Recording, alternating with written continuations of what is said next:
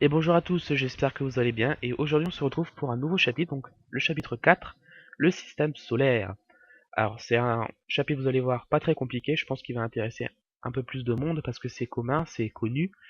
Et petite anecdote, c'est un chapitre que j'ai présenté un moment devant ma classe, voilà. Et c'est pour ça qu'il peut, il va peut-être avoir des ressemblances au premier, mais le premier est beaucoup plus détaillé que le 4. Voilà. Donc, on va commencer par le soleil, hein. Donc le soleil est notre étoile, il nous réchauffe et maintient une température sur la Terre convenable. Lors du Big Bang, le soleil n'était qu'une jeune étoile, des milliers d'astéroïdes ont gravité autour du soleil, se sont formés et ont créé les planètes. Alors, se sont formés et ont créé, comment ça s'est créé? C'est dû au phénomène d'accrétion. Alors, c'est ce que j'ai oublié de vous en parler dans le chapitre 2, dans le chapitre 3. Le phénomène accrétion, c'est quand, justement, c'est quand les débris se cognent, entre guillemets, rentrent en collision entre eux pour former de plus gros débris. C'est ce qui s'appelle le phénomène d'accrétion. Et je vous ai expliqué dans le chapitre 3 que plus on était loin de la ceinture d'astéroïdes, du Soleil dû à la force gravitationnelle, et plus ce phénomène d'accrétion était faible jusqu'à être totalement... Attendez, je vais chercher, je vais trouver mon mot. Jusqu'à être totalement inexistant. Voilà, c'est ça. Ah, je suis content. Pardon. Le Soleil maintient aujourd'hui une température de 6000 Kelvin, soit environ plus de 2000 degrés, 5000 degrés exactement. Les particules de soleil attirées par le champ magnétique de la Terre nous offrent un spectacle magnifique au pôle, les aurores boréales. Chapitre 9, bien entendu. Ici vous avez le soleil et les protubérances. Les taches jaunes, c'est les taches les plus chaudes, les taches noires et marron, et rouges, les taches les plus froides. Voilà, vous êtes au courant maintenant. Si vous voulez plus d'informations sur le phénomène d'accrétion, j'en parle dans le chapitre 3 par rapport à comment se sont formées les planètes du système solaire, hein. C'est au milieu, c'est pas loin du milieu fin de la vidéo. J'ai pas envie de réexpliquer là. Mais sinon, allez voir le chapitre 3. Je l'explique, comment sont formées les planètes gazeuses et comment se sont formées les planètes gazeuses et telluriques. Voilà. Attendez, excusez-moi, je bois un petit coup. Pardon. J'éloigne un peu le micro.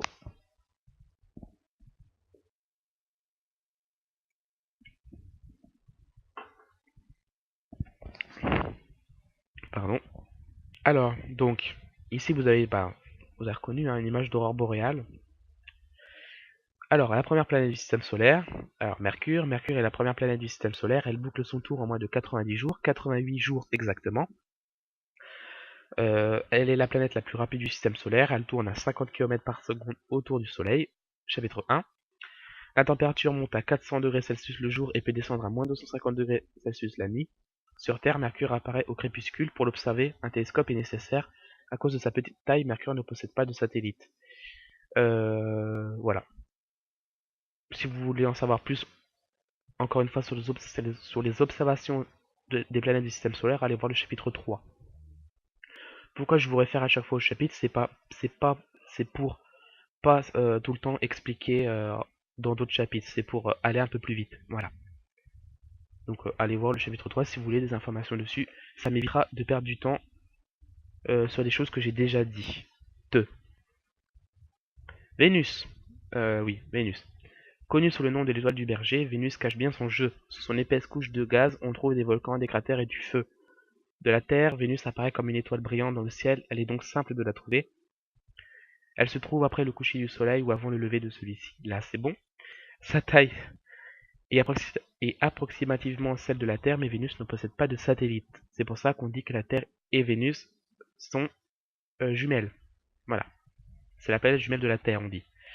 Alors une petite anecdote, à l'époque, lorsqu'on n'envoyait pas trop de sondes sur les planètes, on pensait que sur la surface de Vénus, on pensait que c'était une forêt tropicale avec une jungle, euh, avec plein de ressources, de l'eau, tout ça.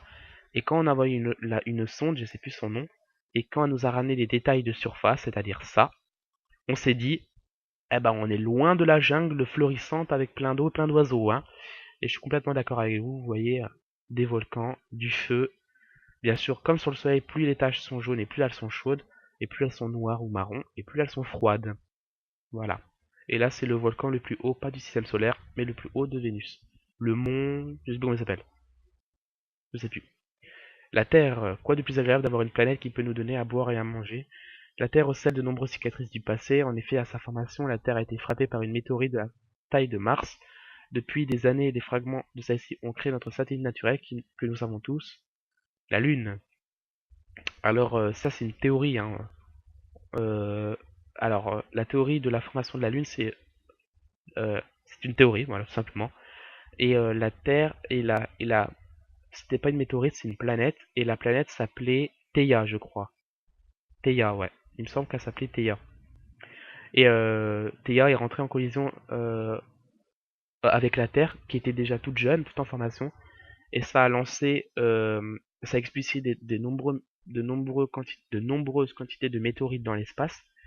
Et avec le phénomène d'accrétion que je vous expliquais tout à l'heure, ces météorites, ces morceaux de fragments se sont rassemblés et ont créé la Lune, tout simplement.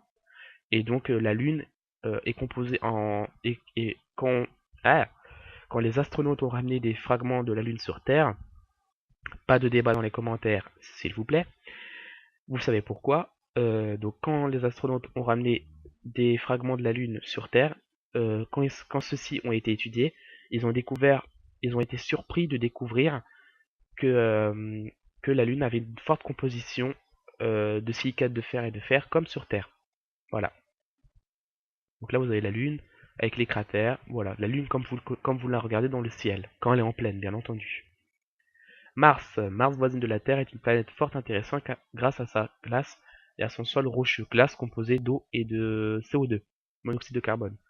Elle possède deux satellites, Phobos et Deimos. Donc Phobos est le plus proche de la planète.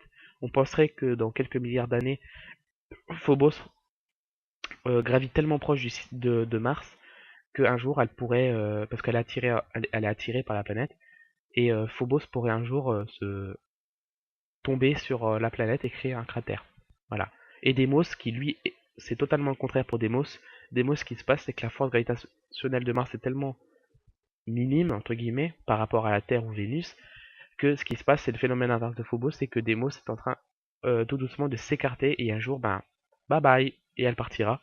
Et il est possible que un jour Mars n'ait plus de satellite. Elle possède la plus grande montagne de notre système solaire, Olympus Mons, la photo juste en dessous, avec 27 km, 25, voilà, pardon, Olympus Mons, en grec connu sous le nom du mont Olympe, il culmine à 25 km de hauteur avec une base, je sais plus de combien, de 8 km il me semble. La planète rouge est très facile à observer car pendant l'été, Mars apparaît à droite de la Lune. Encore une fois, si vous voulez savoir comment l'observer, chapitre 3. Au télescope, elle offre un excellent spectacle. Des scientifiques ont trouvé de l'eau au pôle.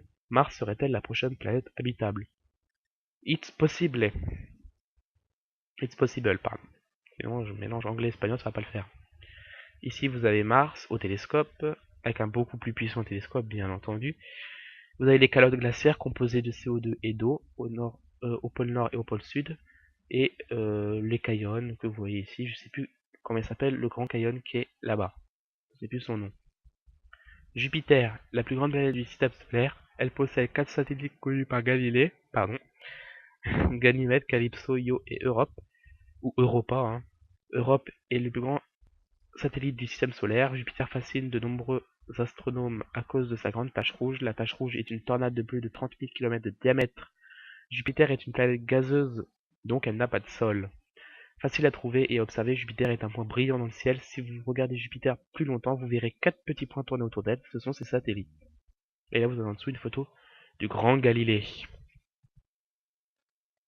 Donc ici, vous avez Jupiter avec ses bandes de nuages, avec la grande tache rouge ici, qui fait 30 000 km de diamètre, qui est capable de contenir, il me semble, 5 fois la Terre. Et ici, vous avez l'ombre de Io qui passe juste devant. Je pense que c'est Io. C'est fort possible, parce que la lune la plus proche de Jupiter, Io. Saturne, connu dans la mythologie grecque, Saturne est le père de Jupiter, ou sinon le dieu du vent. Voilà. Ces anneaux ont fasciné de nombreux astronomes, dont Cassini. Ils sont constitués de glace et de petits cailloux. Elle est observée par la sonde Cassini en 2008. N'importe quoi, pas par Cassini, c'est juste la sonde qui l'a observée, pardon. En 2008, elle possède de nombreux satellites, dont Titan le plus connu, et aussi le plus grand satellite de l'univers, de système solaire, pardon. Le deuxième, il me semble que c'est Ganymède de Jupiter. Le plus connu, Saturne, a les mêmes caractéristiques. Ah, c'est pas possible! Excusez-moi, c'est un peu tard. Saturne a les mêmes caractéristiques de Jupiter, c'est une planète gazeuse et pour l'observer, c'est identique. Voilà. Donc là vous avez Saturne, comme je l'ai expliqué avec des aurores boréales, avant, hein, bien entendu, dans le chapitre avant, avec des aurores boréales et ses anneaux. Et là c'est l'ombre des anneaux par le soleil. Enfin, les anneaux qui font ombre sur la planète, puisque la planète est réfléchie par le soleil, hein. Vous êtes au courant, je pense. Uranus. Uranus est une planète gazeuse et extrêmement froide, où la température est de moins 224 degrés Celsius. Découverte en 1781 par l'anglais William Herschel, Uranus est la dernière planète visible à l'œil nu. L'atmosphère d'Uranus, bien que composée principalement d'hydrogène et d'hélium, comporte une grosse partie de glace. Ouais. Uranus possède 27 satellites connus. Voilà. Donc ici vous avez Uranus. Voilà. Qui est la planète couchée, hein, parce que Uranus tourne est penché à 90 degrés sur son axe de rotation. C'est pour ça que, en fait, Uranus tourne pas, elle roule. Voilà. Donc ici vous avez la belle Uranus. Neptune. Alors Neptune c'est un peu plus compliqué. Neptune fut découvert grâce aux perturbations qu'elle exerçait sur l'orbite d'Uranus. En effet, après la découverte d'Uranus, les scientifiques remarquèrent que son orbite ne se conformait pas aux lois de Newton.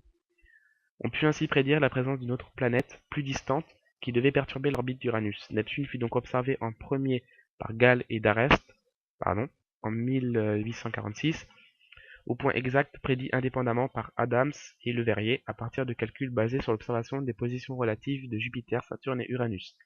Un conflit international opposa alors les Anglais et les Français. Adams et Leverrier semblèrent ne pas prendre parti personnel à ce conflit. Ici vous avez une photo de Leverrier et là vous avez Neptune avec la petite tache en bleu foncé qui aussi peut contenir, qui est une grande tornade, je ne sais pas combien de kilomètres de diamètre, mais qui peut aussi contenir beaucoup de fois la Terre, je ne sais pas combien de fois la Terre. Et si vous avez Uranus, la même photo mais en plus grande. Oups, pardon. Donc ici, vous avez... Ah, mince, alors, voilà. Vous avez une nébuleuse, voilà, observée à un rayon, je dirais pas rouge, je sais pas trop, mais pas à l'œil visible, je pense pas. Pas, pas sans... Pas dans le visible en tout cas, je pense. Ici, vous avez une géante rouge, juste là, avec une autre un peu plus bas. Hop. Ici, vous avez une naine blanc, une n'importe quoi, pas une naine blanche, une supernova, avec une géante rouge en bas, ou une étoile brillante mais très très froide, pas loin de mourir. Ici, vous avez le fameux trou noir, l'aspirateur cosmique de l'enfer. Et puis c'est tout. Je pensais qu'il y avait un autre truc. Donc écoutez, c'est la fin de ce chapitre 4. J'espère que ça vous a plu. En tout cas, n'hésitez pas, si ça vous a plu, à vous abonner, à lâcher un petit j'aime, un petit commentaire. Ça fait toujours plaisir. Si vous avez des questions, n'hésitez pas à m'en poser. En tout cas, je vous fais des gros bisous. Je vous dis portez-vous bien. Et salut tout le monde. Allez, bye bye.